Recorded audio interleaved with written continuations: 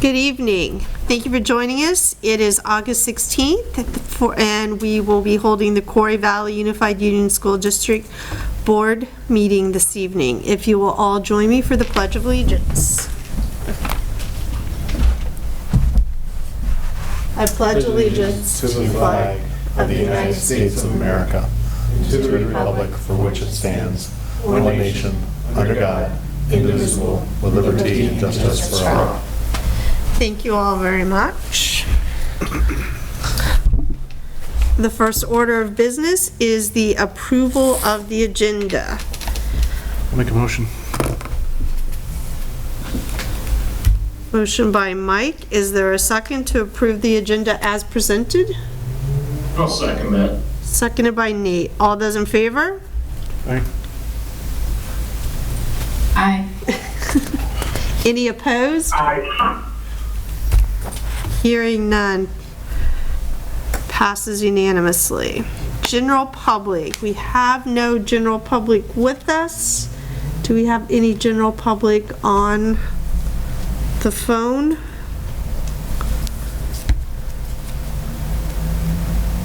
Doesn't look like it. All right. We will move on to old business. The first is transcripts. And who would like to take that? I am happy to speak about that Okay. tonight. We included in your packet just updated copies. There were just a couple last programming pieces that were being done. Again, the one on the top is a sample of what it used to look like. And then the samples that are included in the packet are what it looks like now. As far as the group is concerned, we're very satisfied with the work. The developers have taken care of everything, and Milt has been making sure all the back-end pieces are cleaned up with them. So we think that they tried to incorporate as much of the feedback as possible, while also trying to keep it to the one-page format to the greatest extent possible. And we made, some minor compromises along the way there, like font size. Obviously, they couldn't increase everything, but they increased headings and they increased kind of important pieces so that the eye visually tracks through the page. So if there's any last feedback, we're happy to take it, and otherwise we're hoping the board will sign off on this and let us get going on them so that students coming in this fall can have transcripts for early applications. All right. Questions, comments, feedback? Anybody? Principals? I'm very happy with the work that we've done. This is a pretty comprehensive transcript, and I'm more than happy to have my name associated with it.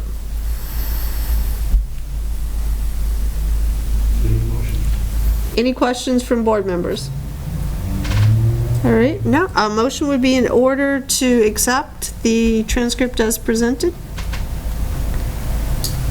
I just want to make one quick note that, even though the structural changes are all kind of locked in, they are still doing programming to take out bugs. There were some bugs identified as Milt was running through printing out the various transcripts. So they are still, quote unquote, actively working on it.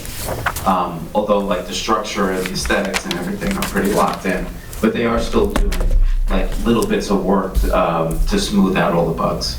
That's all. Okay.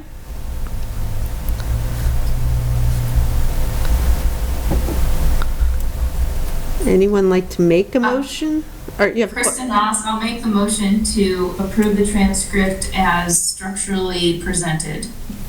Okay. Second? I'll second that. Seconded by Nate. All those in favor? Aye. Any opposed? Motion passes unanimously. Handbooks. Those of you that aren't here with us, you received your handbooks in your emails. If you want actual copies, hard copies, you can stop by central office and pick those up. We had, I had spoken with Chris and Lisa kind of about the work that the principals have been doing around the transcripts. And there were some important pieces that they were working on to have some real continuity. And then there's some work that needs to continue to be done, which will happen throughout the school year. So you'll notice that they're not exactly the same as we had talked about in the beginning. So if you opened the first page, let's say that that everybody's first page lists staff. So there's, still some changes and like that. But in my opinion, the important pieces that have really been worked out and have that consensus again across all 3 campuses would be about graduation, valedictorian, salutatorian, magna cum laude, National Honor Society, athletic eligibility, what else? Those were like the high point. Oh, and grades. So are there any comments about, and I'm going to say that I really focused on the high school books. I apologize to the elementary school principals. I have them and I will take them home and read them, but when I was reading them on my phone, I was really looking at those, because I think those are pivotal pieces that we needed to come to and have this urgency of agreement going forward for this year's class. So, questions, comments, concerns? I have a request that if it's not already being done, which it hopefully will be when they're finalized, that the link is on the websites for all the schools. Okay. Yeah. And, I mean, what we're saying is they are finalized in this form for this year, and throughout the year, they will continue to work on them.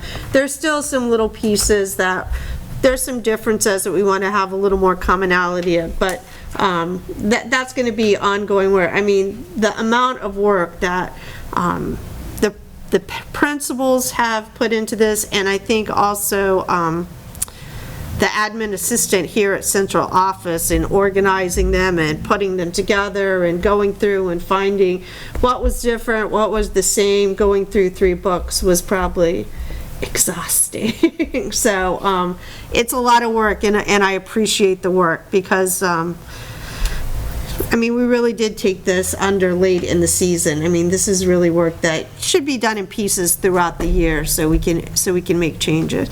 So would the board make a motion to accept the yearbooks? Oh, I have yearbooks on the brain. The handbooks as presented? Yes, Kristen Ross, I'll make that motion. All right, is there? I'll second that. All right. All those in favor? Aye. Aye. Any opposed? Motion passes unanimously. Budgeting. I put this back on because Louis wasn't here. We didn't really talk about it last time. Louis is giving, this is in the packet, I think, Louis. No, I just did it today. Oh, this is the budget. This looks very much like the surplus page, so. Yeah. And to those of you that are on the phone, I did just email you a copy to the email that I have for you. So I was asked to just talk a little bit about line-by-line review, or what we call zero-based budgeting. I was told there was a question that was brought up at the last meeting about doing a line-by-line review, and I just pulled together some data which I'll go through, just so that you're aware of what a line-by-line review would entail, and maybe we can kind of scale it to meet the goals or the targets that you're looking to accomplish. So we have over 500 budget codes in Quarry Valley. About 276 of them are non-payroll related. So that's 276 lines that we would have to go through if we were to go through every single line to figure out how each line is being spent. With zero-based budgeting, the thought process would be you start at 0 for that line, and you look at every expense that should hit that line, and you build the budget for that line from scratch.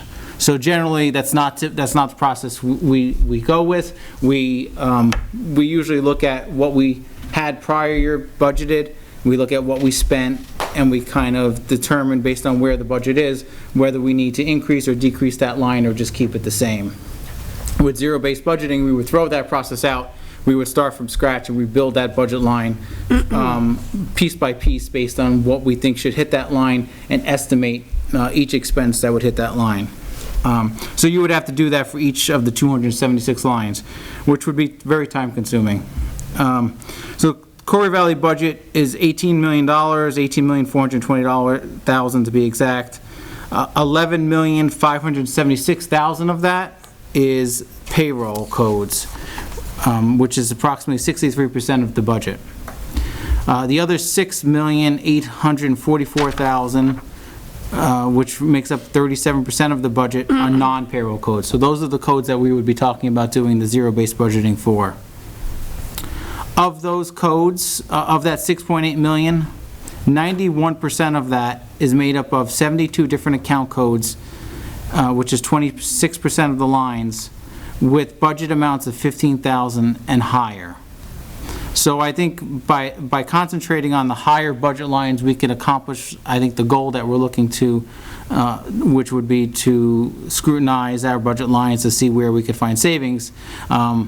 I wasn't at the last meeting, so I'm not sure if that's the goal, but so if that's not the goal, then we should talk about that a little further.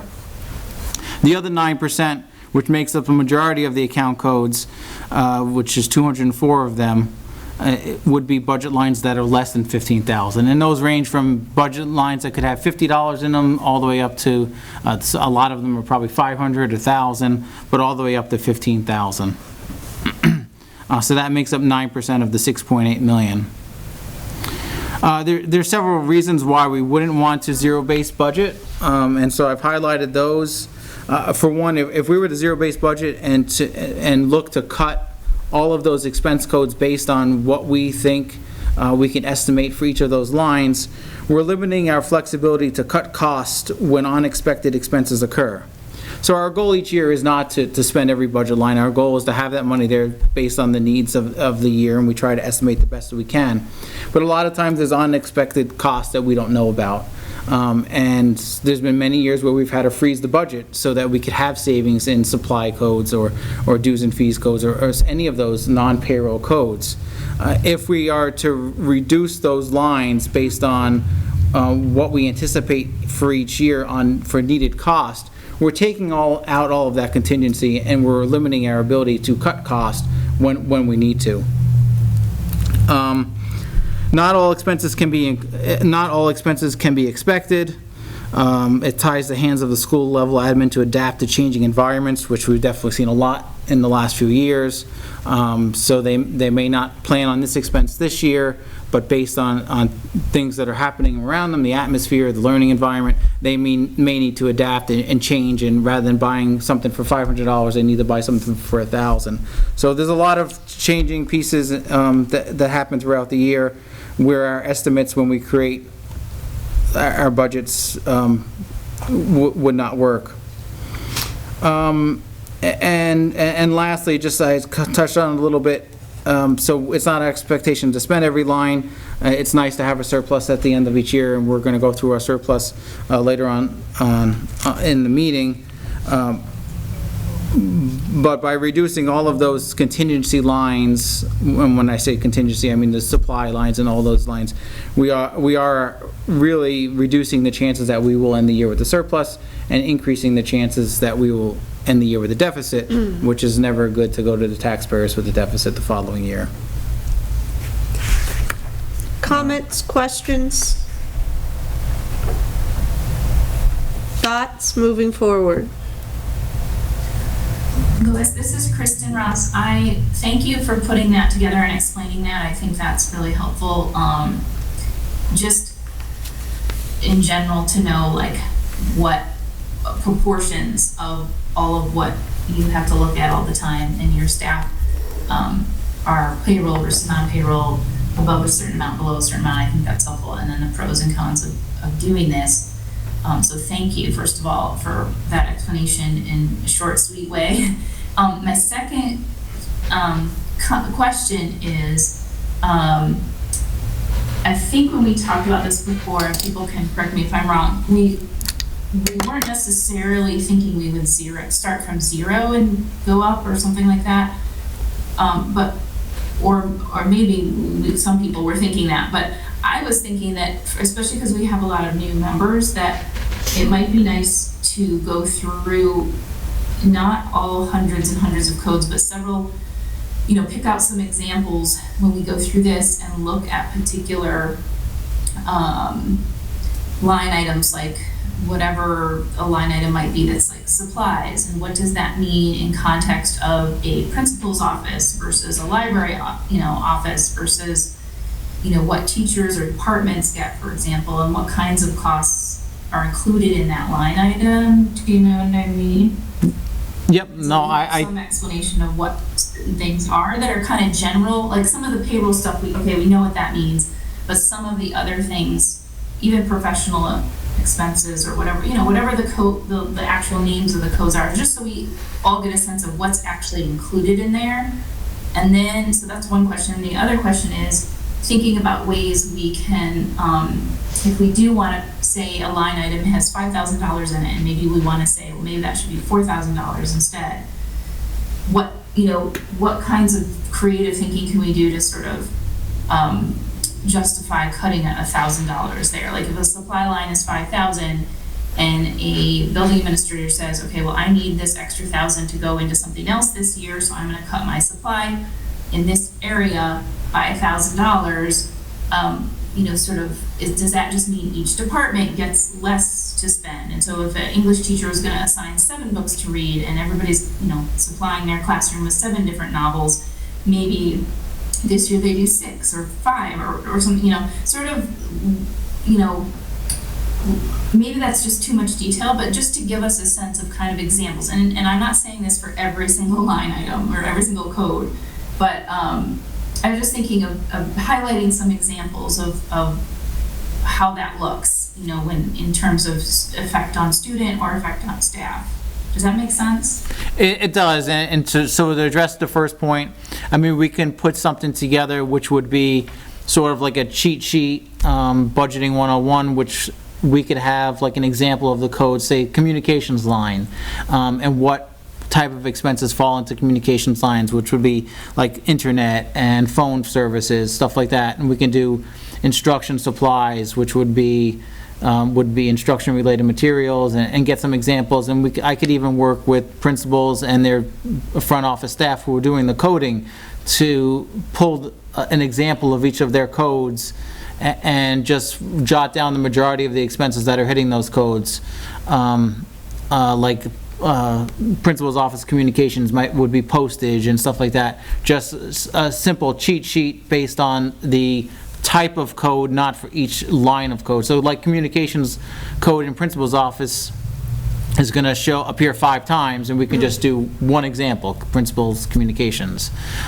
We can put something like that together. And as far as your second point is when cutting an amount, in the past, we haven't done too much cutting of those individual lines because it doesn't make a lot of progress when we cut those lines. Usually when we have to cut the budget, the first thing you have to really look to is staffing, because that's really going to make the biggest impact on a budget. Cutting $1,000 here and there isn't really going to make a huge impact, where one staff member could be $60,000. You'd have to cut a lot of lines to get to $60,000. But in the example that you gave, so if we were to cut an instruction supply line for, say, one of the elementary schools, typically the principals divvy their instruction supply line based on the number of departments or the number of classes that they have. So if they have 2 sections of second grade, they would add up all of the sections that they have and divide that money. So typically if you cut that supply line, then yes, it would decrease the amount that each one of those grades or sections of grades is going to get. But that is in the principal's hands, and usually that would be up to them to make those recommendations to cut those lines, knowing where they can cut and what they can cut and what would have the least impact to children in their building. It's not something that typically that I would suggest. I would leave it to them to make those recommendations, what they can cut within their budget. And there is a little wiggle room in each of those lines, and that's because we don't know what the needs are going to be from year to year, and we want to have that wiggle room in case we need to make cuts in some years to cover those unexpected costs. And so we've left that wiggle room in there in the past, just so that we can pivot when we need to cover unexpected items. How's that sound? And I just to follow up, and then I'll be quiet. I am not suggesting these things because I think that that's how we should operate, is nitpick like that. I just, for a better understanding for everybody of what that kind of looks, what each, when the principals, sort of understanding the process, right? So when the principals are going through this, how they're sort of thinking about things. So that, I think that would be really helpful.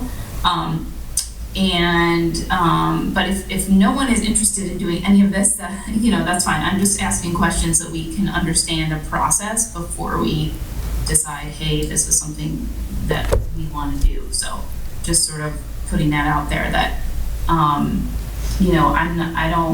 I definitely want building administrators to be in charge of their budgets and know what each area they need to focus on. But I also, as a board, me personally, I feel like I'm not that comfortable with having surpluses if we're freezing salaries, right? So since we froze some salaries last year and we ended up with a surplus, I would like to, personally, my viewpoint is, not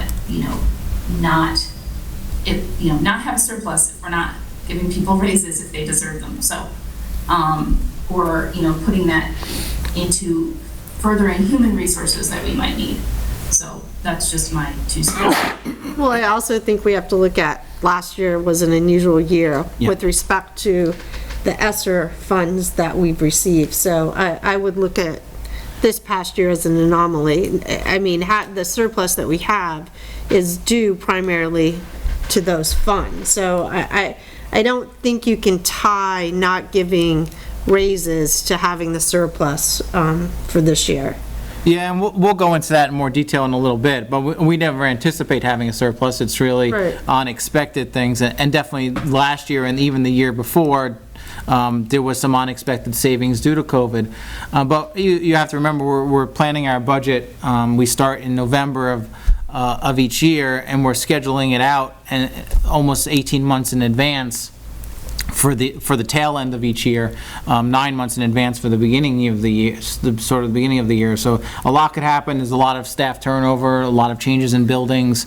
So a lot of unexpected things happen throughout the year. So we never know. Luckily, we've had a surplus the last 3 years, but it could easily go the other way. Right. So what is the pleasure of the board? Would you like Louis to pick like 4 different areas and have him provide the cheat sheet? No. Mike? Well, I was just going to say, Louis can check my numbers here, but on that $6.84 million, if we were to find $50,000 worth of savings, it would come out to 0.007. Is that worth, $50,000 is quite a bit of money. If we were to be able to find $50,000 worth of savings, but in actual budget numbers, it's 0.007. So it really adds up to not very much for the time and effort that would be put into doing this. Right. So I guess the question is it worthwhile for new members to have, that really haven't gone through the budgeting process, to have some idea of what it takes to make up a particular category, or what kind of is thrown into a category to come up with those numbers? So if Louis picked, let's say 2, to give you an idea of what it is, let's say communications and principal's office or front office or something like that, to kind of see what gets put in those. Is that? I mean, I think that document's easy enough to put together and wouldn't take very much time to put together, even the top 5 or 6 categories. Right. And, which, if that's gonna help board members, I would gladly put that together. It's more the line-by-line review that I was kind of steering away from. Right, I think the title of that kind of got misconstrued. That's what was thrown out there, and so that's kind of what we stuck with and on the agenda. I don't think any of us had anticipated setting and going line by line. For 12 hours in a budget meeting. No. Going through each line. I think it was Seth or Nate that brought that up, though, wasn't it? Wasn't it that they had an interest, or was it just that they'd be willing to participate in it? I don't remember who brought it up. I think that was just the phrasing, maybe, more of it. But would that be helpful for board members if Louis provided something like that? I mean, I think the true direction with the budget is going to be the board really, even tonight, leaving and kind of thinking, so when you come back in September, so we can kind of talk about this, you know, the direction that you think we're going. Are we going to level fund? Are we looking at, 3%? Are we looking at 1.5? What that number is going to be is really going to be the best direction that we could give Louis going forward with budgeting, in my opinion. But what are your thoughts, your pleasure? As you heard, Louis is willing to put that together, the cheat sheet, so to speak. So is that something that people would like to have? Yeah, I'd like to see that. Okay. I would. Okay. Being a new board member, I'd like to see it broke down. And, I also agree with what Kristen said as well. About sitting down and going over items together. Yeah, I think when we start budgeting, it's helpful if possible. It's easier when we're kind of all in the room together, so we're all looking and on the same page. I mean, it's particularly when you get to the second or third iteration of the budget, so you make sure everyone has that correct packet in front of them, or it becomes very confusing. So Cameras too. So would that be good if let's say Louis picks 5 areas and puts that together for the budget, and then if board members think about, after we hear about the surplus down in financials and talk about things like that, kind of think about September, October, probably more October, we'll be talking about the direction we want to give Louis and building principals to start working on that first draft. So I see a lot of head shaking, so I think that's good. Yes. Okay. Yes, sounds good. All right, that works for you, Louis? For doing that too. I just think Okay. it will help, and again, I don't want it to take a lot of your time. You have a lot of other stuff to do. So if it's gonna take hours and hours, then forget it. But if you can put a few examples together, I think that will be helpful. All right, thank you very much. Is there any other old business that anyone has to come before the board?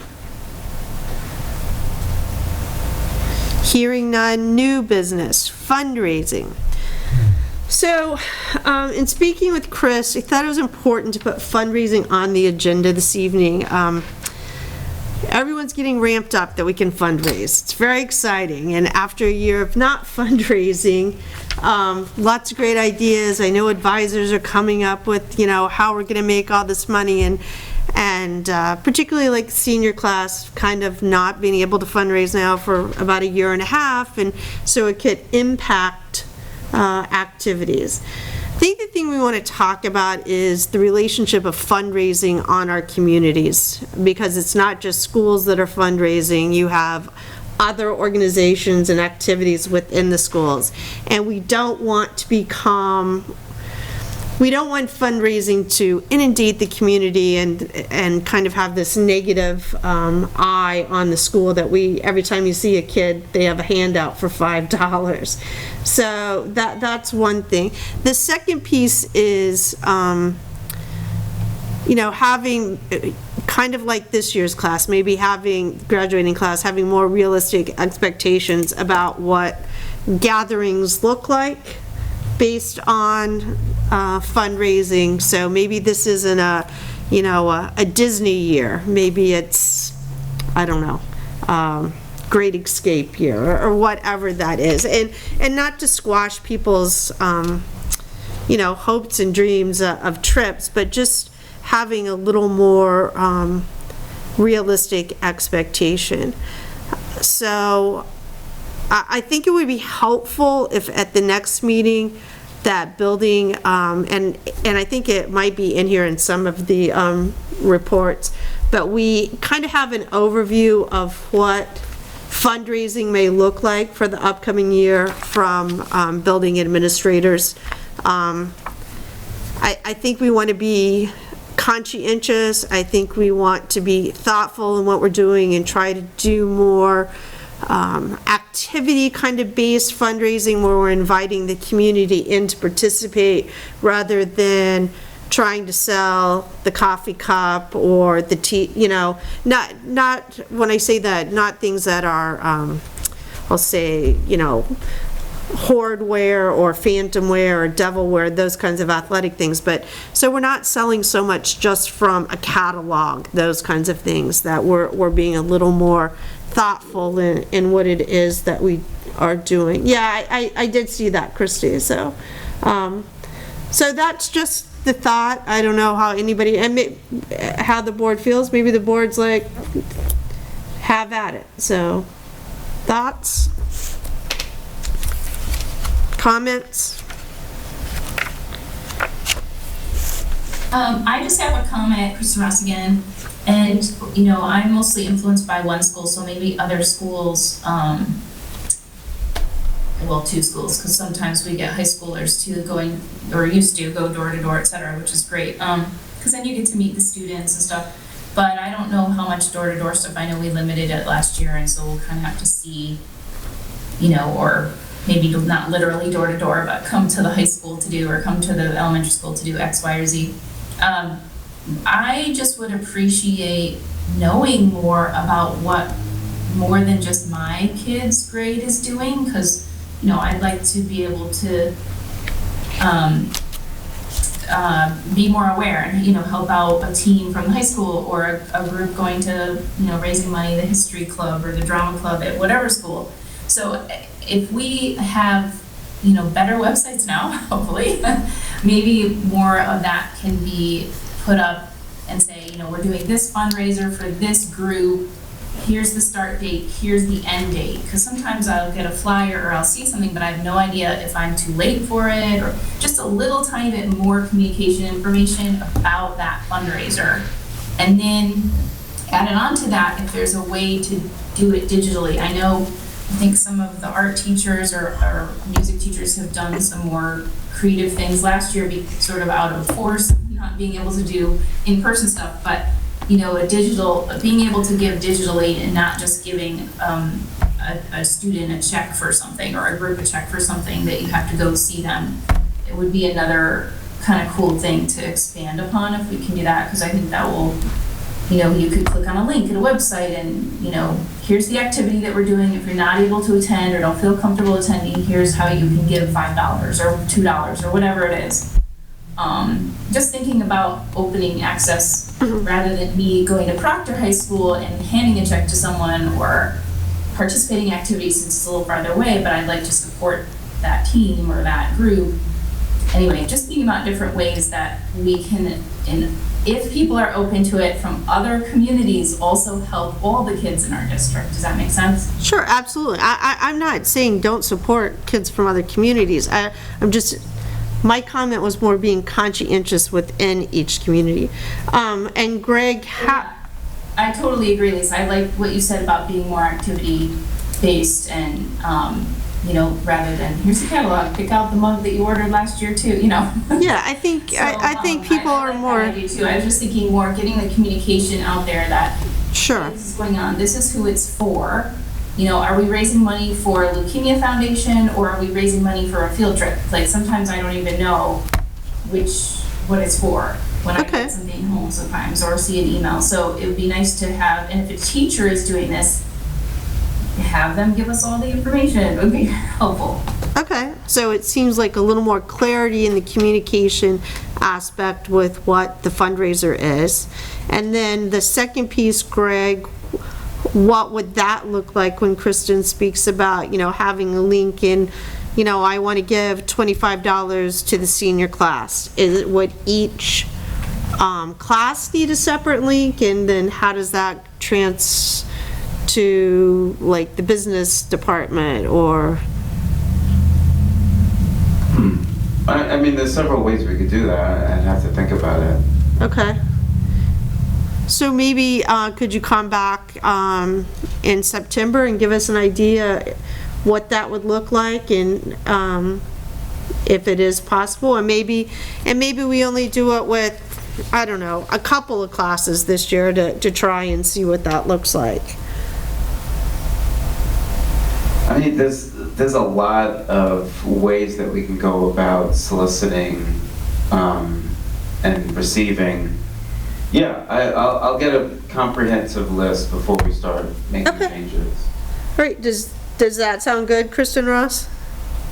Yeah, I was kind of thinking like if the senior classes are raising money for a trip or their prom or something like that, and they kind of know the logistics of what that's going to look like by, say, December or something, and working with their, class advisor or a particular teacher or staff member, we could just put, even if there's not a link you could click on, just a little, announcements, just like you would any other announcement, like a sporting event announcement on the websites. And I think whoever the designated person is at each school, front office person or whatever, could put that on the web page too. Just say, hey, these are the fundraisers for the, 5th grade's doing this and the 4th grade's doing this and the high school 10th grade's doing this, etc. So. Okay. And how does that sound, building administrator, within the possibility of whoever your web page? Okay. I see a lot of head shaking. And Louis, will there be any, like last year when we had funds to assist, with prom if something happened or we needed to rent a tent or something like that, will those funds be available for us as a board to look at to assist, let's say, the senior classes with this year? Because no matter how much fundraising they really do this year, they're still at a disadvantage. Well, there's no grant funds available, but the board can make the decision to use local funds. Okay. I mean, we are early in the year to know how we're running this year, and Sure. and the surpluses don't carry forward from one year to the next. But I would anticipate there's room that either the principals or the board can find room in each of the schools' budgets to support those things. And one thing to consider going forward and going into budgeting season, is this an expense that the board wants to cover going forward? Should the prom expenses and graduation expenses be just a board expense and covered in the principal's office budget? Right. And we're not talking a lot of money. I think it's probably a few grand No. per school for the high schools and probably even less for the elementary schools. Right.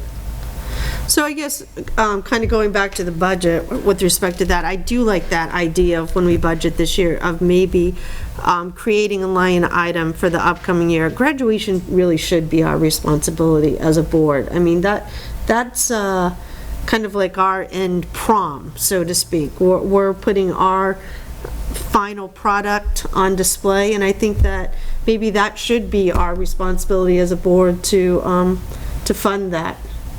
So is there any, would that be okay if when we were looking at budgeting in the first draft at least, that we incorporated that as a line item?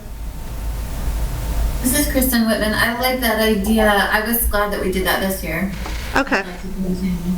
All right, so we can always put it in the first draft and things come and go from the drafts. All right, so that sounds good. I think we have a good handle, and I know in principal's report, there's a lot of fundraising ideas that are in there. But I do appreciate that, Kristen Ross, about looking across all buildings to help students.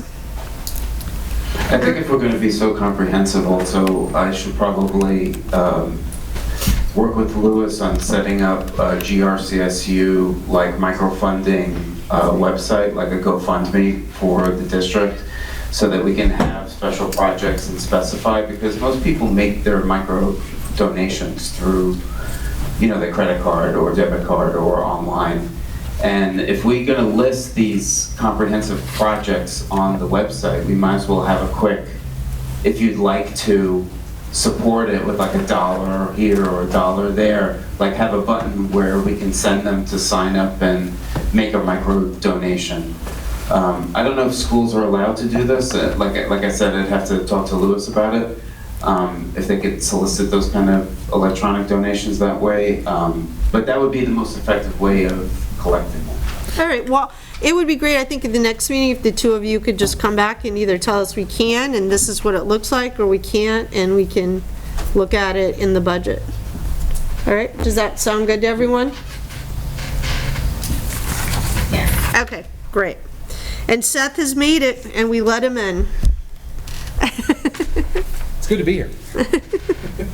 All right, is there any other new business to come before the board?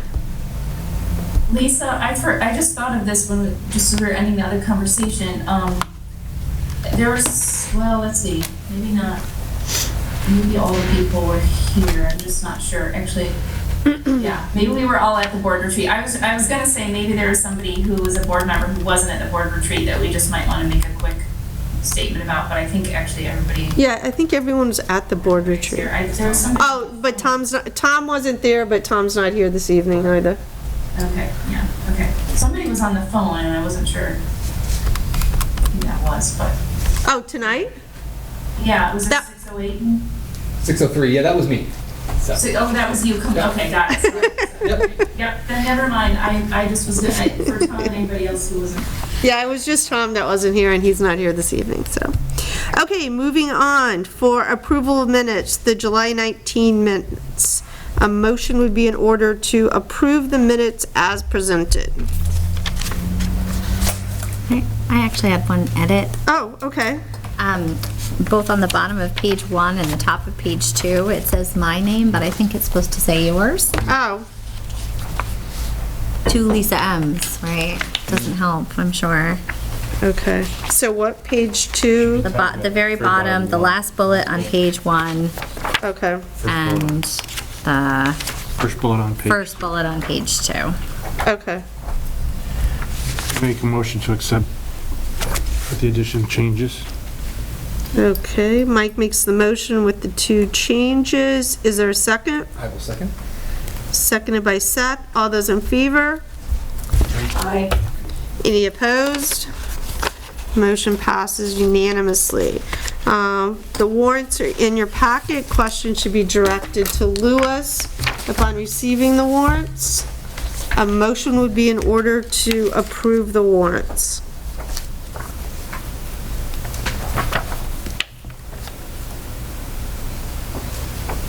I'll make a motion to approve the warrants. Motion by Nate, second. I'll second that.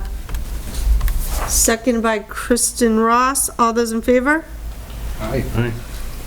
Second by Jessica. Oh, I'm sorry. Gosh. Everyone sounds the same when you're on the TV. See, and Seth thought it was Kristen Ross also. All right, thank you, Jessica. Any opposed? Motion passes unanimously. So Chris isn't with us, so I'll turn the superintendent's report over to Lisa. Thanks, everyone. I have no updates from his written report as presented, but I am happy to try to take any questions that anyone has and respond to them as best I can. Questions? We also have the recovery plan in here. Was there any updating you wanted to do with that? It was just a copy of the presentation that I gave to the GRCSU board. Okay. So that local board members could be informed as well about the status of our recovery plan.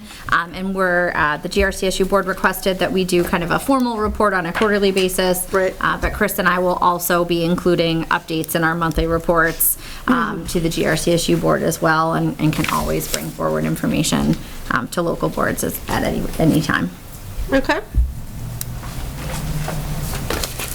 Moving on to principals reports. Before I start principals reports, those of us that were in the retreat, there was a suggestion in the retreat that principal reports go to the superintendent. He kind of filters through and then provides them here, with the superintendent providing the principal reports rather than each individual principal. If you recall, I was not in favor of that suggestion. I'm still not in favor of that suggestion, but that is my preference alone. So what is the pleasure of the board? I will just say that this year going forward, as someone who doesn't have a child in the school, it allows me to receive a good flavor of what's happening in the school and across all of the schools. And I'm not naive. I know that we're only receiving positive news and great things here, but the world we live in, I'm all about positive and great news. So, but if board members that were in the retreat wish to take the suggestion, I'll put that out here for all of you to make the decision. Lisa, can I just ask as the principal, like, what the purpose of Chris going over our board reports would be? Like, what? The suggestion. We know buildings quite well. And well, that was my point. The suggestion was that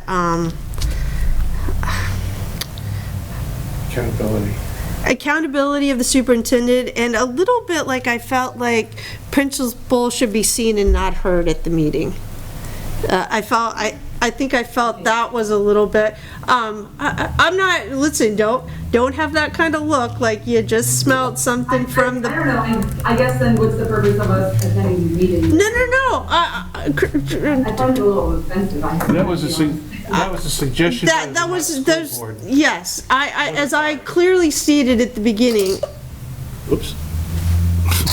I don't know what just happened. And just like that, Christy said, we're done. Pulling the plug. Maybe it died. The only thing not plugged in. It was already pulled. Now we can pass a bunch of stuff. Yeah, wait till she comes back. Well gone. Oh, now they're all gonna have to sign back in though, right, or no? Looks like. Hang on just 1 second. We're having some slight technical difficulties. No, and let me be clear. We'll be right back with You you. have to wait on that, because I think the other people Yeah, here don't understand what was. I'm not I just don't want to take, the point of bringing it this evening was because we're here as a board after the retreat, and so a decision can be made going forward. I understand her point. Yeah. What's the point of me being here if we're not going to, it's completely understandable. Oh, yeah, but I'm not suggesting that. I think that's what needs to be meant, is that it Yeah. came as a suggestion, as a All of a sudden, it's returning like she report. smelt what the dog left on the carpet there.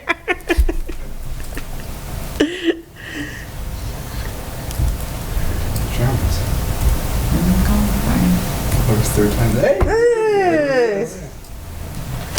At least the old one was. Don't let her go to sleep. And our teachers come and present.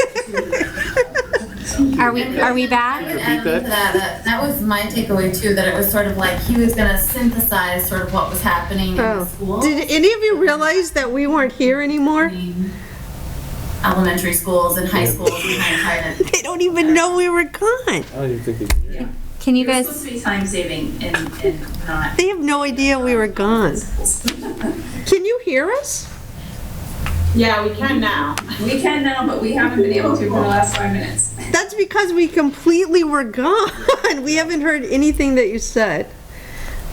Well, I was just, Kristen Whitman and I were just explaining to the principals the suggestion came from sort of the facilitator as more of a time-saving thing on the boards we have. That we don't have to go through every single principal report, but it wasn't necessary. It was more, it wasn't supposed to be an affront on the principals assuming something about them. It was more, a suggestion as a way to like have their information filtered through the superintendent, which is structurally how the VSBA pictures. Right, so Christy, information should flow. lighten up and have a smile. I wasn't suggesting that. I appreciate you all being at the meetings and sharing. My point in bringing it forward was, we have just had the retreat. This was a recommendation. I spoke against this at the retreat. In fact, the facilitator turned to me and said, Lisa obviously does not agree with what I'm saying at the moment. So, but I'm not making that decision for the board here. So I'm asking the board if they would like to continue as we have, or they would like to make that structural change. That's the only question. I guess, this is Kristen Whitman. I was just sharing like how I took it as well, which was that it seemed to me like they were suggesting that the superintendent might get all that information and then for the board sort of synthesize like what's happening at like the elementary level. These are our goals as a district, Quarry Valley is moving this way. And not that there wouldn't be school-specific things, but that, to kind of highlight those. And then likewise, like at the high school. I guess, like, from my perspective, if they were still available on the website, I feel like we could access those. However, in terms of convenience, I will say it would probably be to go to everybody's website in advance of the meetings is more work than being sort of presented with them. So I don't know. I mean, I kind of like the idea of the superintendent sort of providing an overview and trying to connect the dots a little bit. But then on the other side, I do feel like even today I have a question about something that was in one of the principal reports, and that would have required going to each one of those instead of having it in the packet. So I can see that. So do you want to, Mike? I think part of the instruction for the retreat was the Vermont School Board was trying to instruct us on what the return and report looks like, in that the superintendent is the CEO and we are the board. And not necessarily do you hear from all the department chairs at board meetings. I think that's what she was trying to show, how that actually works, that the responsibility and accountability is from the superintendent's guidance to the principal, and from the principal's guidance back to the superintendent. I think that's what she was trying to instruct. So by doing that came the fact that if that is the way it is, because that's the law. It's not anything that we create. It's actually what the law says. That do we need to hear that? I'm not arguing one way or the other here. I'm just trying to point out what she was trying to teach us. Right.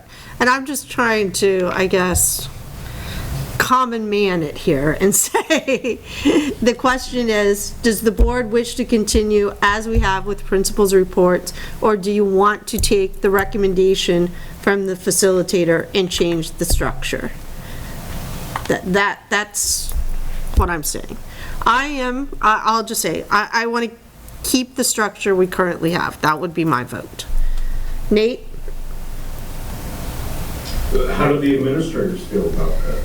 I haven't heard everybody's opinion on it. I'm just wondering, it was a suggestion to us Sure. by the state.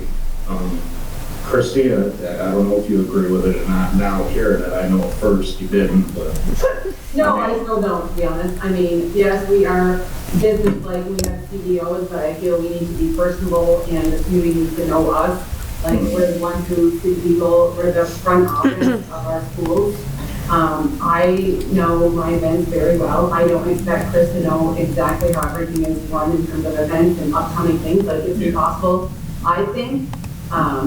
So I do feel that we should continue to speak, just because we can highlight it, we're living it, we can celebrate it. If there's problems, we're going to be the ones presenting them to you as well, So I personally have felt like this makes us more part of a team versus Chris just speaking on behalf. Right. I agree, and that's what we told her at the meeting, and, she was kind of surprised to hear about the way we do it. I've actually never seen a school not do it this way. I've been part of other school systems, and we've always shared at board meetings, so I don't know. maybe it's in the model, I guess. Change isn't always for the best. Thoughts, Jay? I actually would agree with Christy and everything that she just said. I think it's important that we are present and we're able to articulate what's going on in our buildings. And as Christy said, celebrate what's going on.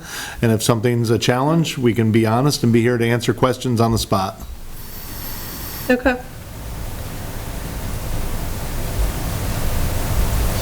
Well, I mean, I think with the hearing from those two, that I think we should keep things the way they are. Okay, Be on board with it, in my opinion. all right. Kristen Whitman? I support continuing. I definitely think principals, we would want you to always be here for sure. I guess part of me wonders if it's if it's the best use of your time, but the way she was suggesting it was they would still go to the superintendent, so it's not like it would take something off your plate each month. I guess the only thing I would wonder about is I feel like the superintendent's report, maybe we could find ways for that to incorporate like evidence that he's sort of seen all of the principal's reports, and we kind of see that evidence in his report in terms of like speaking to that. Sometimes it feels a little bit less personal, but I don't know. I guess that might be my only thing that I would suggest. Okay. Jessica? Yeah, I don't know. I think things that, I think it's working well now, but, I know everybody it's hard to change. And would there be a time or a period where to try the new format for a short, period of time to see how it would go? If it was, a good thing, time, everybody's time that's involved in it. And then if the board feels that it's really not happening, to go back to the original format that's there. Okay. Kristen Ross? Excuse me, I'm in favor of keeping it the way it is, and mostly right now, my thoughts are, well, based on what some of you have said already, I think it's nice to see you all here, and it's really nice to hear from principals who aren't in the town that I live in too, and this is one way I get to do that on a regular basis, so that's really nice. I again, sometimes I think the BSBA forgets that we merged two supervisory unions. Like most other places that were doing mergers in Vermont didn't do that. So we don't really still know each other. So it wouldn't take away from your time, because you still would have to do a report that you would then give to the superintendent, and then he'd have to synthesize it all and highlight things for us. So I get why she recommended that in terms of structure, but I think, people don't go to websites and look at principal reports. Right. It's not gonna do that. They're gonna look at emails they get from a principal about the thing that's going on that they need to know, that, like, does my kid have to wear a mask this year all the time? Is it mandated? What is the lunch menu for this week? When is early dismissal? Whatever. When is softball practice? That's what they're going to the website for. So, Okay. I think keeping it how it is for now is, again, Chris is new too. He doesn't know Bolton or even West Rutland as well, because he's new to the area. He's new as a superintendent. So I think, in the future, maybe we can revisit and see, if there's a different way of doing it. But I think for now, I would stick with what we've been doing. And, I think you all have synthesized really well in your remarks when you speak. So I don't know that speaking more quickly is gonna, you do a good job of that already. So I think having the detail on paper is nice, and you all highlighting things when you give your remarks has been more efficient than sort of how we used to do it a couple of years ago. So. All right, Seth, in 10 words or less. That's gonna be difficult. I think right off the bat, I'll say that I won't really propose any changes to the standard format. If we wanted to find ways to connect the dots, was one of the phrases, we can do that in different ways. We don't have to have it be filtered completely through Chris. Right. There can be cornerstone dots, if you will, that we make sure are covered in all the principals' reports. And we've had some conversations, I think, over the past few years Right. or year about paring things down.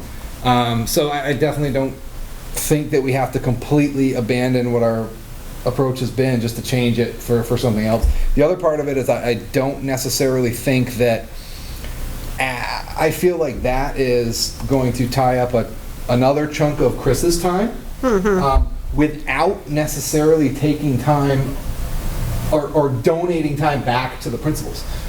Really, it's, in fact, it might take more time because we do have to clarify and ask questions Right. and see where things are. So, and then just to talk about what Christy had highlighted on too, I definitely, probably through the principal's reports is one of the primary places that I've seen the cohesiveness and the teamwork between the principals over the time that I've been on the board. And, or maybe you miss something when they're talking about, or verbally saying some things of collaboration, cooperation in the meeting, but in the reports, we're always reading about places where there's collaboration and working together as a team. Right. So I'm in favor of keeping it as is. If we want to modify it to add, advantages, by all means, I think we can do that to everything. Sure. We have the ability to do that wherever we think that needs to be. And I think as we go kind of through this whole goal building process, I mean, that's a way we could synthesize it more with Chris. If we wanted to pick one or two goals, have him look across high school, middle school, elementary school, how is it being tied in across? But I think that we're down the path a little bit for that. So it seems like consensus-wise, we're going to stay with the same structure. So in saying that, we're going to start, and we're going to let Christy go because she's going to speak quickly. And then we're not going to have wasted all the time that we just had the discussion. All right, I won't waste your time. As long as you don't let go to Bob's building, you guys will be good with time, I think. Right, Joan? Right. The only thing you have my written report. The only thing I do want to highlight is we are having a back-to-school barbecue for all families, friends, board members. You're welcome to join us on August 30th from 5 to 6:30, and that is going to be held at the Prosper Youth facility where they have the baseball and softball field. So if anybody can join, that would be great. We'll be able to introduce some staff. Jen will be introduced as the principal for the high school. And I would say in terms of staffing, the only area where we have a big shortage at this time is paraeducators. We're in desperate need of paraeducators in, I think, all buildings. So if you have any friends or folks that we do have the job posted on School Spring. What kind of educator? I missed that. Para-educator. Thank you. Okay, great. Move on to Jen. Hello everyone, you have my board report. I'm happy to announce we have finished the elevator. It's now in the inspection stage of the project, so that was one of those things that was kind of weighing on my mind. We are fully staffed and going to be offering driver's ed this fall, which was a huge concern for our community, and so that it is in our schedule. Does anyone have any questions for me? No? I had a question. Oh. I just heard, at the bottom of your report, I noticed that you had, at capacity for school choice into Proctor High School. And I just wondered, like, the thinking behind including that, like, if that you wanted board to notice. And I also just wondered if that includes the increase we've made to school choice. So we are 10 in now, which was the capacity that was set by the board. And we do have people that are on our wait list to come to Proctor. So looks like the word's out, we're doing a good job and people want to come. Okay, so you just sort of wanted us to know that. Yes. You were just trying to highlight like that, that's the point. Okay, we didn't want any action because of that, all right. All right, Kristen. Hi, everybody. I will be very quick. We are having a VIP barbecue on September 3rd. It will be during the lunch block, and that will be outside, and of course, everyone's always welcome. I've been working on finalizing teacher in-service packets, so I think we're all set there. Our open house, right now, we're planning for it to be virtual within the first couple weeks of September. We'll pick a date when we meet on August 30th, and then we we're thinking of following up later on in the fall with an open house, depending on how things go. Open positions for us, yes, paraeducators, 2 or 3. I'm not sure. After my last meeting, we had 3, but we might only have 2 now. And classrooms are just about all set. Teachers have been in the building and we're looking pretty good, and thanks to the custodians. All right. All right, Joe. Don't make liars out of them, that you're going to be quick and to the point.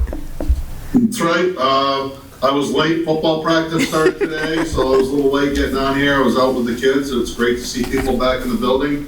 We will do our 7th grade orientation on August 30th. We're hoping to do it right now, planning on outside, but we'll see what happens there.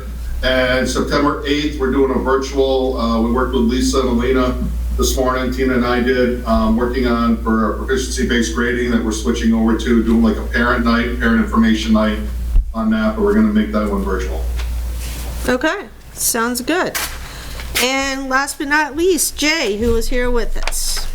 Well, good evening, everybody. I've included a few items that we have coming up in the month of September, from homecoming, open house, and student picture day. Wanted to let folks know, yes, we are, like Christie and some of the other schools, we're in need of, at this time, a couple of paraeducators. We've had some new students move into our school. And I wanted to also make note that my kindergarten, we're at 28, and that's a very healthy number for kindergarten. I think a lot of us have seen increases in our kindergarten enrollment. And I'm going to compliment again the staff. I want to thank all of the folks that were working in Tapestry and extended school year, driver's ed.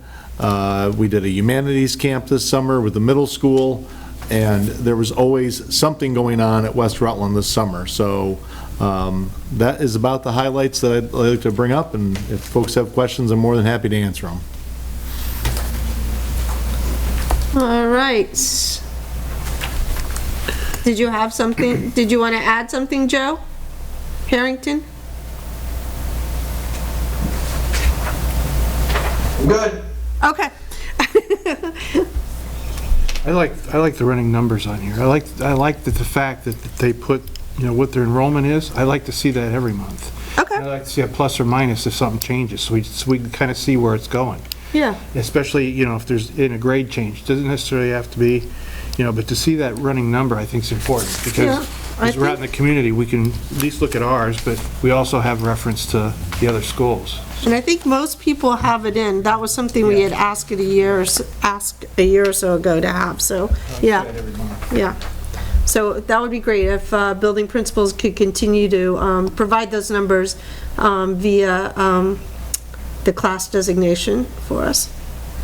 All right, moving on to personnel contracts. We have several pages of those before us. I will start with the professional staff. We have 3. Mary Ellen Jacobs as the nurse at Proctor High School, Lisa Whitman, Pulteney Elementary art teacher, and Darren McIntyre, Proctor High School, driver's ed. Any questions about those recommendations? All right. Rather than do a motion for each one, I'm just going to go through and we can do them at the end if there's no concern. All right. Support staff, James Provo for the facilities director at Proctor High School, Proctor Elementary School. And as you'll see, it lists a number. Not sure that we have a starting date for him yet. So that salary will be prorated once he begins. Extracurricular, we have Keith Harrington, Pulteney Elementary athletic scheduler, Emily Brooks, summer enrichment camp teacher. So is this something that we didn't approve prior that she's on here now? Must be, yes. Okay. Philip Whitman, Pulteney Elementary 3-4 soccer coach. Philip Whitman, Pulteney Elementary 5-6 soccer coach. Chad Pulver, Pulteney Elementary 5-6 boys basketball. Jeff Patch, Quarry Valley bass fishing.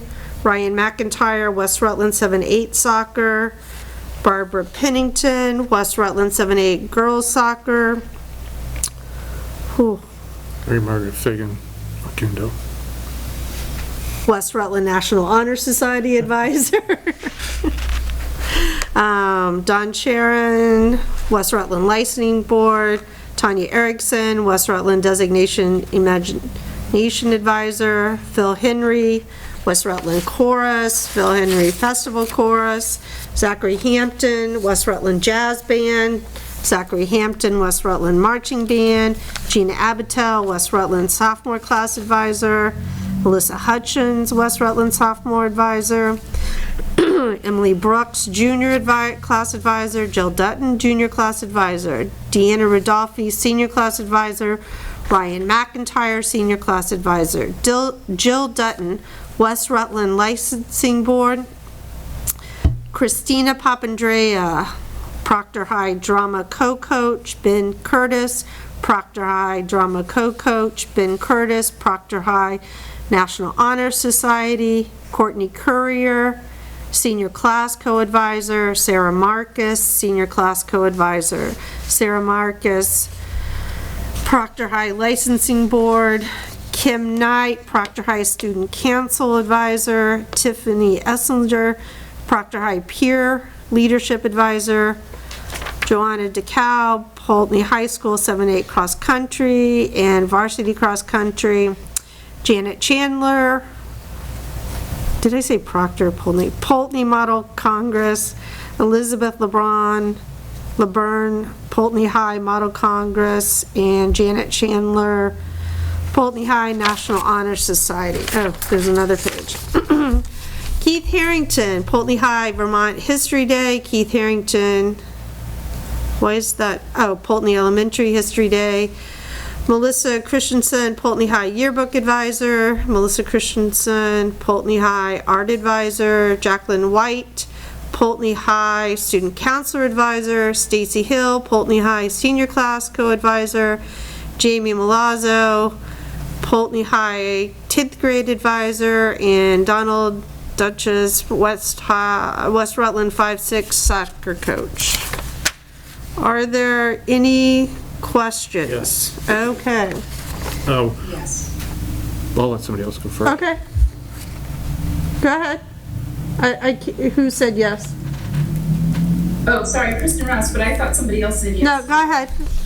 Okay, I had a question, just some differences in what, like, some of the pay is. I'm sorry, I'm just using one monitor here, so I have to pull it back up to give you an example. Some of the class advisors is what my question is about. Sorry, I totally lost my tab here. So I can. Words I see are different. I can just answer that quickly without going through it. We did, as you recall, the committee came back. We did not accept the committee's recommendations, and we stayed with individual extracurricular schedules. So that is why there are differences. Essentially, that is what you came to the marriage with, and we stayed with that. So there was a recommendation. Joe Harrington was part of that for the athletics part. We didn't take that, and the other pieces we have not, like licensing, class advisors, all those extracurriculars, we have not merged those schedules from the 3 schools. So that is why you see a discrepancy. And my other question is, will there be another, did I miss it? Stacy Hill at Poultney High is a senior class co-advisor. Is there another advisor listed here? Are we still looking for one? I think it's missing from it should be Jamie Malazzo. I think it's missing. I was gonna say, yeah, Jamie Malazzo, I think we put her in as a 10th grade. And Yeah, it says 10th grade. She's both. She's also the 10th grade. Okay, so we could just add her as senior co and 10th grade. Correct. Okay, so she's gonna do both is what? Yes. Okay, got it. Okay, thank you. This is, I'm not sure who lists these out. Is there, and I think I mentioned this before, is there a way to put this in an Excel sheet rather than a Word doc so that I can put them in order of what they are, so I can just compare across, like, you know, so if we do decide that we want to look at this in terms of, you know, one school giving a sophomore advisor $595 and the other school is giving $300 or whatever, is there a way so I can sort this, so I can put... Well, the schedule already exists, so if we decide to take that on and look at that, those schedules already exist within each school. So if that's something we want to think about doing, I would suggest that's something we take on after budgeting to look at. That's going to be quite the process because there's pretty substantial differences. And just like when we looked at athletics, in order to change and kind of bring everybody up, the number was pretty significant to make those adjustments. I'd have to go back and pull that number from the minutes, but yeah, those schedules could be provided to you from each building administrator. So Lisa, you're saying I'm just until after we've decided how to spend the surplus to look at bringing people to making sure that those are equal? When are you saying to put off that discussion until? I mean, I guess if you want to discuss it before budgeting, you can, but it's going to be, it's going to be more than just changing the number. Like, everyone doesn't get paid in certain things, and it's not just the high school, it's also the elementary school. So there's a lot of discussion, just like with the athletics, it's more than 1 or 2 meetings.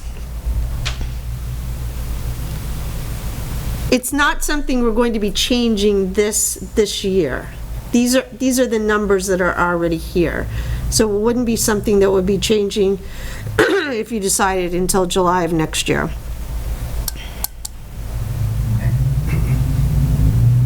Yeah, I was just requesting, not to do the process of doing that, but how this is presented, like, it's not listed by alphabetically, it's not listed by topic, so it's just kind of a list. So all the coaches would be listed together and all the, you know, I don't know, it just, if I could sort this list, it would be a little bit easier for me to, like... My guess is that building administrators are submitting this to the executive administrator here, and she's just putting them on the list as they come in. Like, you'll see, it's heavy with Poultney and West Rutland. I think last meeting we had a lot of Proctor, so it's just kind of how people start, how teachers come up and start signing up for things, so. Okay, all right, that's fine. I just, yeah, I'll do it myself. That will make it easier.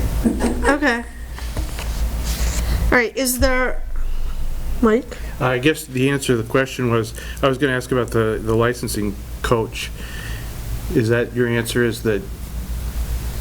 So each building has a schedule for extracurricular. And so whatever that was when you were prior to the board is what it is today. We have not made significant changes to that. So my other question is about Keith Harrington. Is that 2 separate projects that he'll be doing, or is it just he's doing the same project but getting paid? Which specific one, sorry? The on the last page. The History Day ones? Right, so he's doing it for the element. 2 different buildings. Yeah. 2 different projects, or the same project for 2 different buildings? I could not answer that question. That's the question. It's an after-school program. Mr. Harrington does History Day, so it's based on, it's put out to students and those who want to join to create projects. He meets with them, so it's not one project. He oversees and helps children who are interested in being in National or Vermont History Day. He helps them create, and he oversees the building of their projects throughout the year. And he's doing the same at the high school. It depends on, you know, what students want to participate.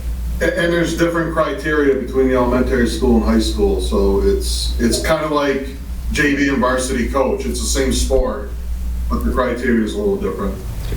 I've had my kids go through only on the elementary school side, but there's it's been pretty discreet there, so there's no mixing of we never see high school kids involved with it, the same thing. Right, I'm not there's- sure if at the state level, if that's the same day or a different day. I actually don't know that personally. I don't know, it's usually in April, but there's different criteria for both. Thank you. But, all right, are there any other questions about the contract recommendations? If not, a motion would be in order to approve them as presented with the addition of Jamie Milazzo as senior co-advisor. Is there a second?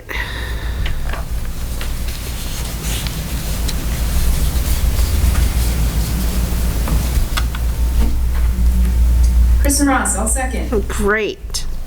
All those in favor? Aye. Any opposed?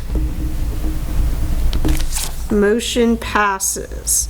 The other information with respect to new hires, retirements, and vacancies in your packet is for information only, but I'm sure you heard Christie's plea. If you know people that are looking, that would like to be paraeducators, please encourage them to apply. All right, Lewis, finance. So I will give you an update on the year end. So the year has been closed and reconciled. We did end the year with a significant surplus of $1,317,915.28. This definitely is an exception. I've never seen a surplus like this. And there are many reasons for it, which COVID is being the biggest reason. So in the packet was my report, as well as some system-generated printouts. My report does highlight the reasons for the variance. I'll go through them quickly. So we had $188,000 tuition revenue above budget. That is not COVID-related. That's just we have been seeing an increase in students coming to Quarry Valley schools. Mostly, a majority of them at the secondary level, which is a positive, and we'll see that for potentially 4 to 6 years if they continue in the school.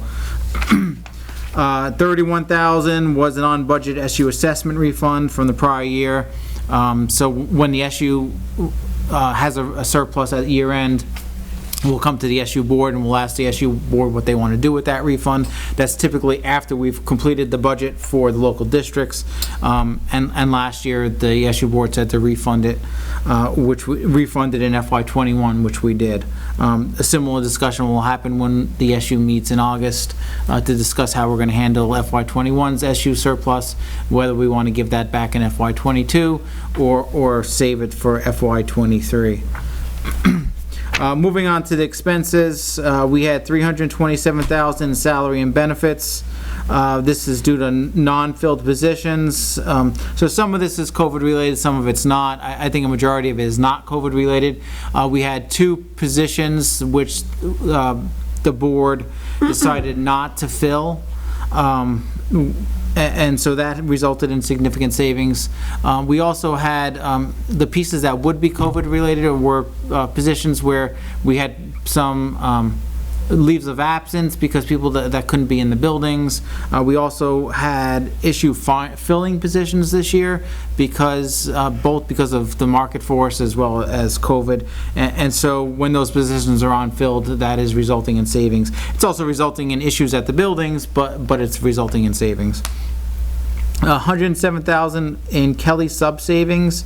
This is due to a combinations of reasons. One being Kelly subs weren't available, so there was a lot of times when buildings were scrambling because there was absences in buildings, but that couldn't be filled. Because absences couldn't be filled on the other side, that's resulting in that money not being spent that's budgeted. The other reason is that we did fund we funded a Kelly sub, a floating sub in each building through federal funding. For half of the year was through CRF funding, and then the other half of the year was through ESSER funding. So we did have the benefit of that, having that extra person in each building, but that was through federal funding. In addition, we also funded through federal funding not through Kelly, but on our payroll, a building sub in each building. So the principal had that person available to fill unexpected absences, and that had savings both by not having the Kelly expense, but it also was able to fill short-term leave positions. So we had savings there. Completely unexpected, we had a special ed assessment refund. So the SU had some savings. It was pretty significant surplus. We did return that in FY21, $269,000. Part of that was because the disallow was higher than we anticipated. The disallow, and that is further down on my report. So the disallow was $82,000 above our estimate. And so for every dollar that you got charged in disallow, it's also resulting in assessment. Part of that is being offset in an assessment refund because we are billing you back as a regular ed expense, but we're having savings in special ed because part of someone's salary wasn't eligible for special ed, so therefore we had budgeted for them for special ed, and so it's resulting in special ed savings. A large part of the special ed savings that we had at the SU level were special ed tuition and professional services for students attending other schools with outside our SU. $276,000 in supplies and dues. This is a lot of the lines that we were talking about earlier. As part of that 276 lines, coincidence that number matches up. So all of our schools were partially closed this year. I mean, we were closed on Wednesdays. We were running limited activities for the whole year. So many things didn't happen, which resulted in savings because we weren't able to, or because of health guidance we couldn't. So we had savings in supplies and dues. In addition, there was a lot of federal funding, both through CRF and ESSER, which covered a lot of our health supplies, maintenance supplies, for cleaning, sanitation, social distancing. So we were able to cover a lot of our expenses with federal funds, which resulted in local savings. $47,000 repair savings.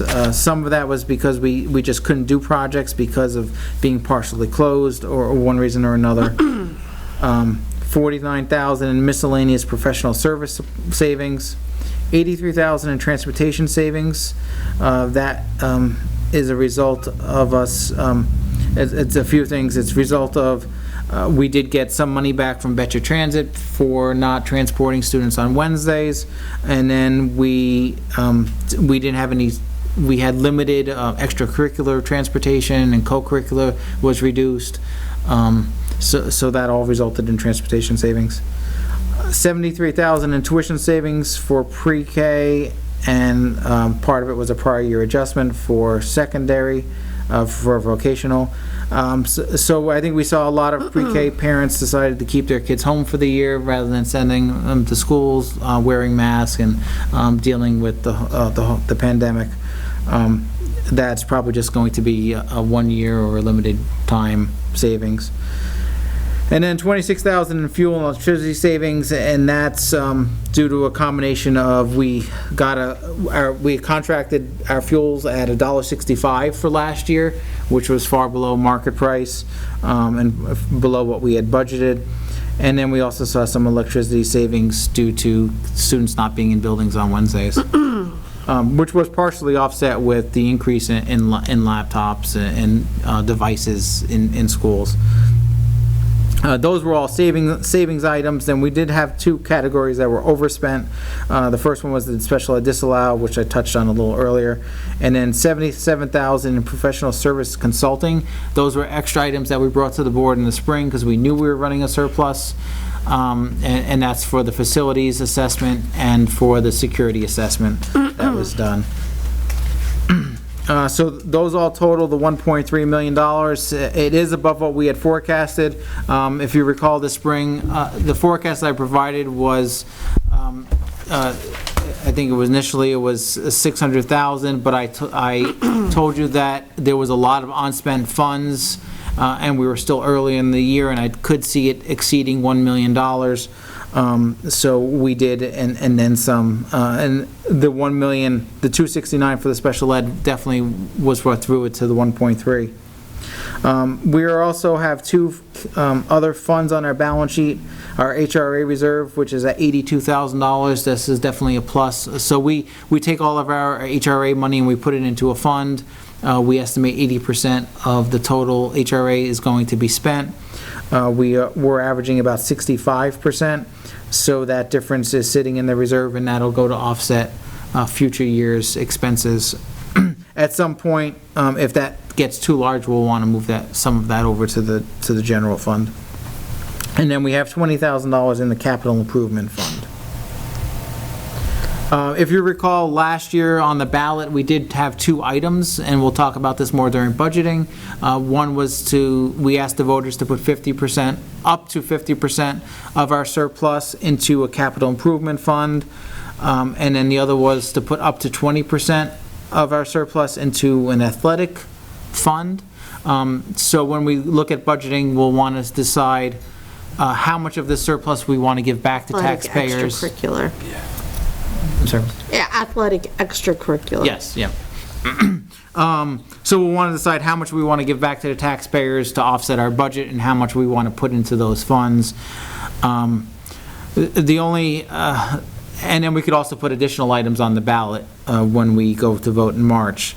The biggest thing we need to be cautioned on is that it's great to have a surplus and give that back to the taxpayers, but when we look forward to we'll be budgeting for FY23, but when we look to FY24, if we were to give, let's just say, $500,000 back as a revenue, and then in FY24 we don't have a similar surplus, then we're starting FY24 budget with the negative in revenue. So that's definitely something we want to look at when we decide how much we want to put as a revenue. But we can't spend any of this money without taxpayer approval. So whatever we don't put into each of those funds will need to go back as a revenue. Okay. Any questions? Louis, this is Kristen Ross. I just have a quick question. For the revenue, number 1, sorry, I'm pulling it up again. Do you have the tuition broken out by school handy? If you don't, it's fine, we can talk about it later, but I just was wondering if you have that 188,000, do you know, is that different among the schools? Is it about even? I don't have, I'm just interested to see where people are, I don't have that data with me tonight, but I definitely can have that data available when we look at budget, or if you want it sooner, I can bring it to the next meeting. No, it can wait till we talk about it. I just didn't know if you had it right there, but okay. Thanks.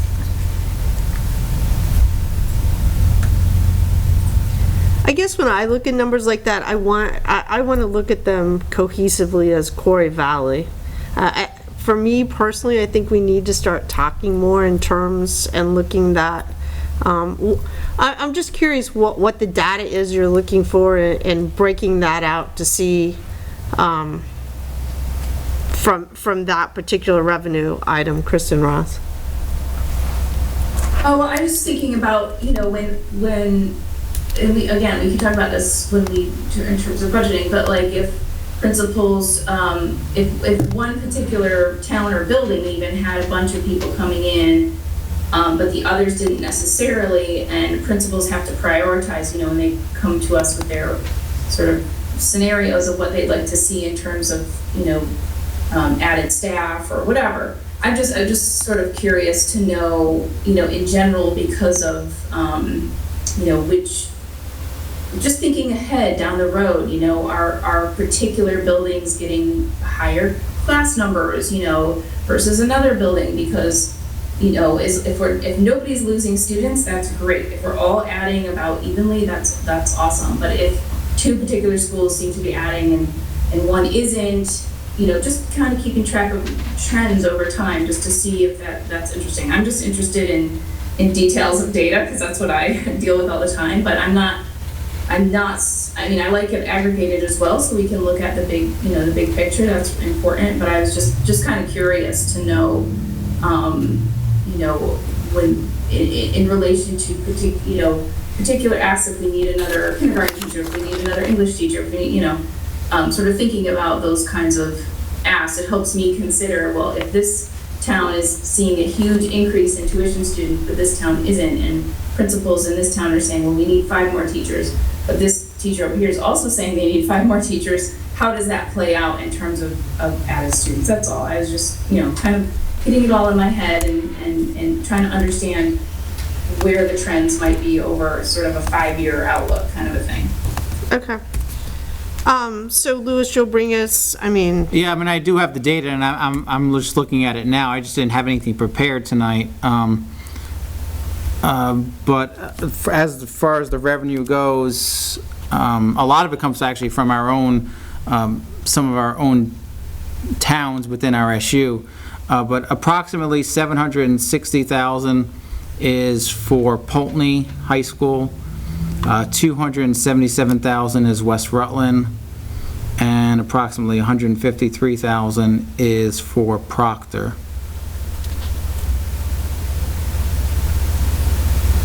So, Okay, we can, it's not that big of a deal. I was just curious if you had it there, and just to kind of think about trends of, I'm predicting all of our towns will grow because of various scientific reasons. So it's just interesting just to see, and within Vermont and people coming from elsewhere too. So, but I know the tuition is based on sort of within our own sphere here in the district, but I'm just curious to kind of track things over time, so that's all. Kristen, did you hear the numbers I just gave you? Just curious. Yeah. Oh, okay. Yes. Okay. No, I did. Thank you. Yeah. I don't want to spend too much time on it now. But thank you for looking that up while we were talking. Okay.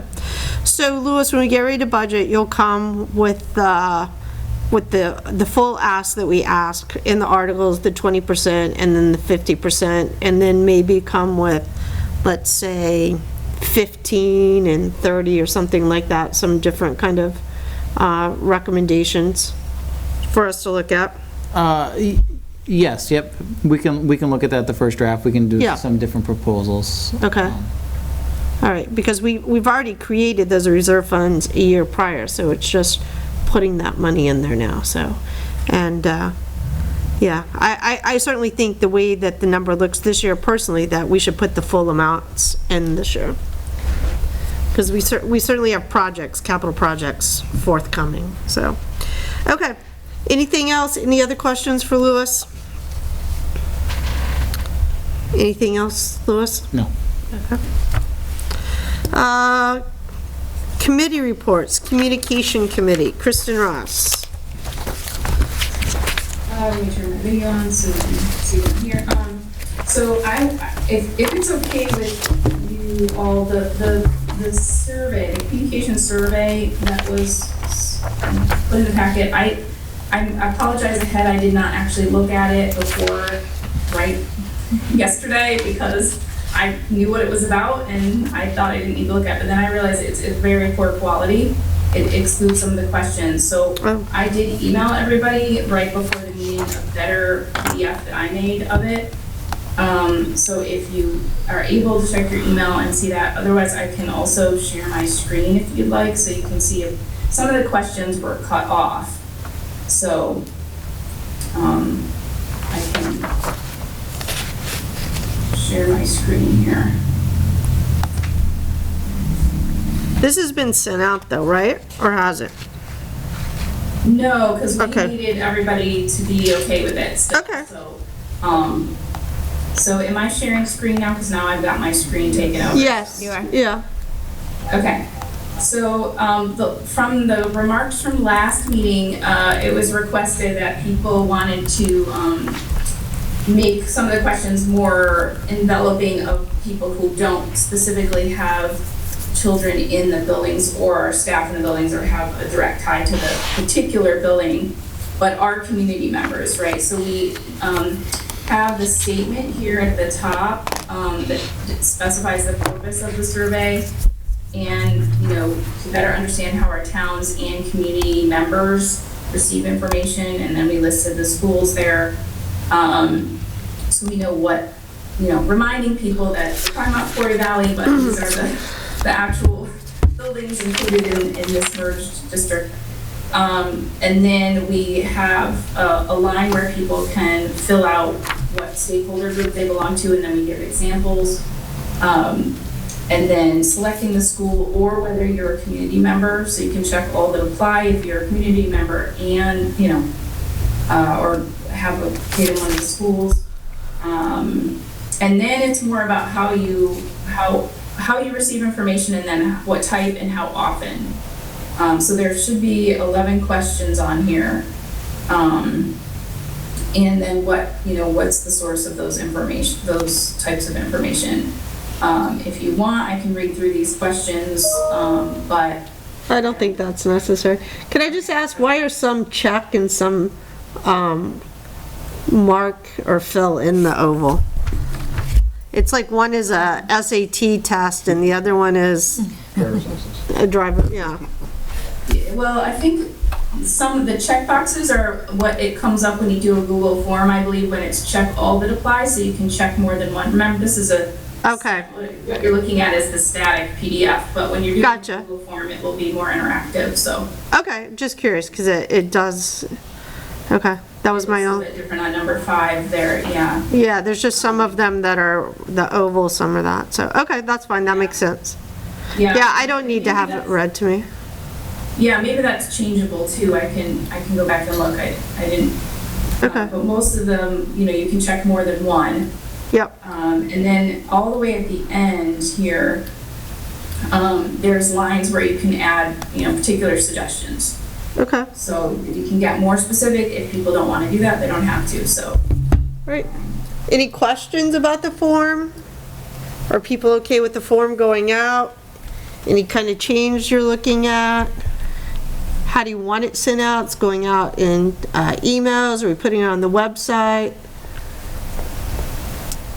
Yeah, we had tried to have it ready so that teachers, if teachers are doing their own welcome back letter, they could mention it, putting it on websites, you know, principals with some welcome back information.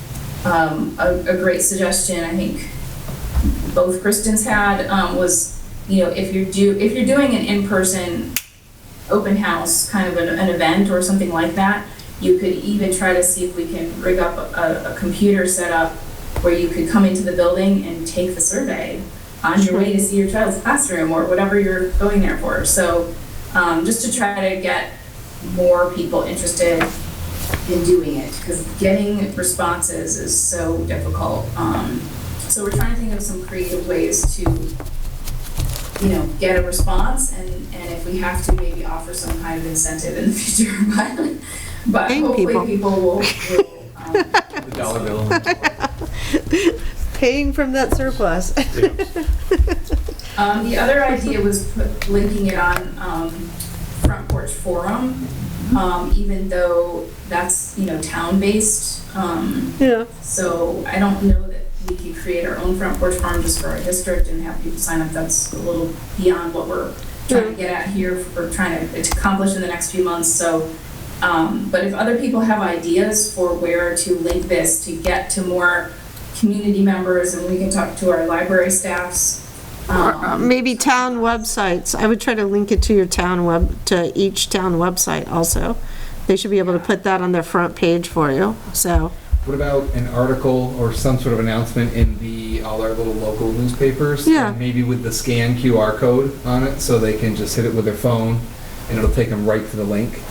I would recommend that even before literally just writing the link out, so they have to type it in. I would probably QR code it. Yeah. What about all communications from administrators to parents and students, that is on the bottom of any communication that comes out, so that it's just there all the time? Yeah. Taking our survey, if not. Yeah. Yeah, just, it's there. Yeah, that'll be good.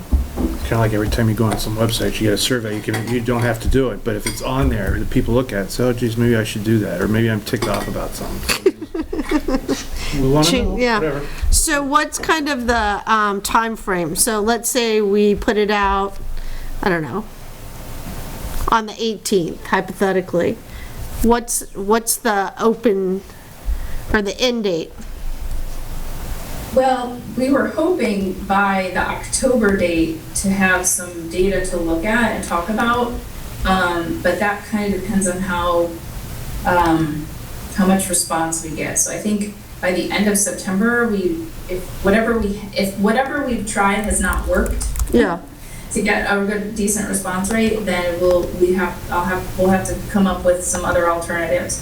But my personal goal was to get some data to look at by, our Quarry Valley October meeting. That might be ambitious. So Okay. I don't know if Greg wants to chime in if he's still there, but that's kind of what we had tentatively talked about, potentially a November item as well. If it takes a while if we get tons of data, then it might take us longer to put it together. Yeah, I just think it's good to have an end date so people feel the urgency of participating rather than like, I can do it whenever. Yeah, that's a great idea. So maybe when we send this out, we can say, please respond by September 15th or something like that. Yeah. So. Okay. Yeah, we should just put it on blast, just everywhere. Yeah. That's the best we can hope for. Okay, that sounds good. So, everybody, any questions, comments, changes for the survey, or everybody's good with the survey? It looks good. I think there's a lot of great questions. It's going to be if people respond, you're going to have a lot of data. There's so many answer possibilities in some of the questions, so dissecting the data could be interesting. So, all right, that looks good. Thank you so much for working on that. We appreciate all that your committee's doing, and I have seen changes on the website, so that is a positive. Yeah, and I would just say, the minutes are there.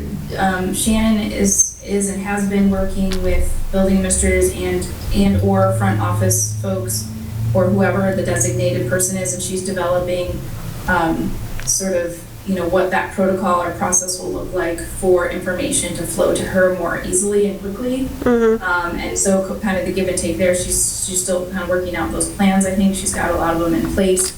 And then she also, is going to keep reminding building administrators to pass on to your staff that, she's got a good camera. She's there to capture moments, as much as she can be, assuming we can all be, in person. Yeah, I think it might be a good idea too, and I don't know if they can set this up, but that you have a place where you can just, for each building, dump photos. Like, so I'm at a soccer game and I take 15 great photos, I could just dump them.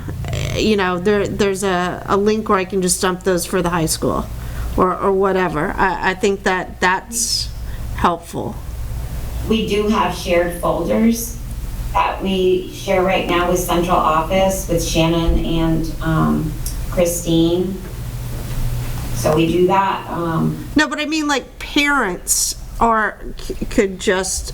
How do we do that with? Yeah, I don't know, that'd be Greg, that'd be a Greg question. Well, you're just dumping them in there. They're not being shared out. Okay. So, I mean, most people with yearbook and things like that, you just have something where you can just. So they're not public. Yeah. They're not public. No, they're not public. You're literally just dumping them in there, and then someone can go through and say, well, these are ridiculous, and throw them in the trash. So yeah, they're not public. So. I have a question. Yeah, I would just. I don't know how Greg feels about this. I'm probably more conservative, but just anything that you're putting in any digital format, especially with Google or Facebook or anything, I would not consider private. I don't know that they're public, but I wouldn't consider them private either. So that's one thing. Well, they're not public. I agree with that. No, but I'm saying no one's publishing them to the website. It's just going into a file. It has that. No one else is seeing it. I'm putting it in, and Seth is the controller of that. I'm not seeing what you're putting in, only Seth is seeing everything that goes in, all the photos that go It's in. like donating clothes into the clothes bin. Yeah. You know, we're donating them in there, and then somebody else is sorting it all through to decide what's being used and what's not. Yeah. I think I hear what you're saying too, Kristen, that, you know. Until you once- get hacked. Until you get hacked. Correct. So that, there's two different. But that's everything. So my original concern was that, my original concern was that somebody. I'm just saying, anyway, I don't think that's a bad idea. I think it's a good idea. We have to have certain folders with certain permissions, and I think, Greg, we can probably do that. Yeah. And add to a Google Drive folder, but not be able to edit or do anything else. So maybe that's something we can look at figuring out. Okay, all right. There's a lot of ways to do it. We could discuss it. Okay, Mike has a question. My question is, do we have working links between the schools, back to Quarry Valley, back to the supervisory, back and forth? So if I go on any school, can I automatically just tag a link to get back to the Quarry Valley or to the supervisory? Is there a link on each one of our pages for that works? Yes. Down at the bottom, I think. You just, yeah. Yeah, there's a drop-down menu that leads back to all the locations. Yeah. Yes, so if you're at grcsu.org website, there is a drop-down menu. It does work. Any one of our Like I could go to schools. West Rutland and then There go isn't to. a district website, right, Greg? It's just GRCSU. We don't have separate Quarry Valley District website. Yeah. No, the composition of the districts is listed at the school level, but there is not district websites. Just for like board and minutes and things like that. That would be the distinction Right. for district. So, okay. All right, thank you very much. Any other questions? Next meeting is September 20th. We will be here, of course, at Central Office, 6 p.m.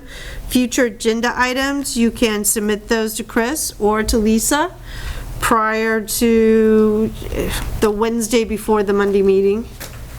And we have no need for executive session that I'm aware of. So, meeting to adjourn at 7:52 would be in order. So moved. I'll second. Mr. Ross. All right, all those in favor? Aye.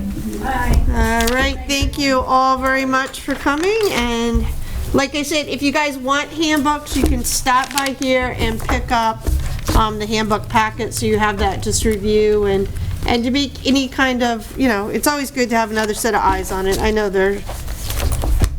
so, all right, thank you very much.